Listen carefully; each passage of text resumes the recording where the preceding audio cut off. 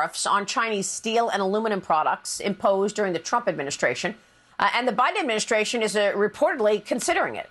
On Thursday, the administration announced new tariffs on can-making metal imported from several countries, including China, which will face a tariff of nearly 125% of their import value. This price due in part to the Chinese companies' inability to prove that they are, in fact, independent from Chinese Communist Party officials. Plus, Biden's push for green energy is about to get more expensive for U.S. consumers after the Commerce Department determined solar panel manufacturers in 4 Southeast Asian countries evaded U.S. tariffs by using Chinese-sourced materials without paying any duty. Joining me right now for more on all of this is Robert Lighthizer. He served as the U.S. trade representative in the Trump administration. He is the author of the new book, No Trade is Free, Changing Course, Taking on China, and Helping America's Workers. That book available right now. Robert Lighthizer, great to see you this morning. Congrats on the book. Thanks for being here. Thank you very much for having me, Maria. It's a pleasure. You know, we've talked so much about all of the provocations from Communist China, from a surveillance balloon which hovered across our country for a week and sent information on our military installations back to Beijing, police stations in America, massive hacks in terms of our government agencies, cyber activity, not to mention, bullying in international waters.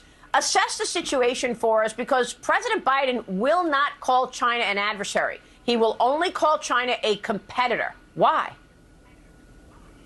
Well, that's a serious problem. I mean, I think one of the great things that President Trump did was to just come out clearly and say they are an adversary, and I would say they are a very dangerous adversary.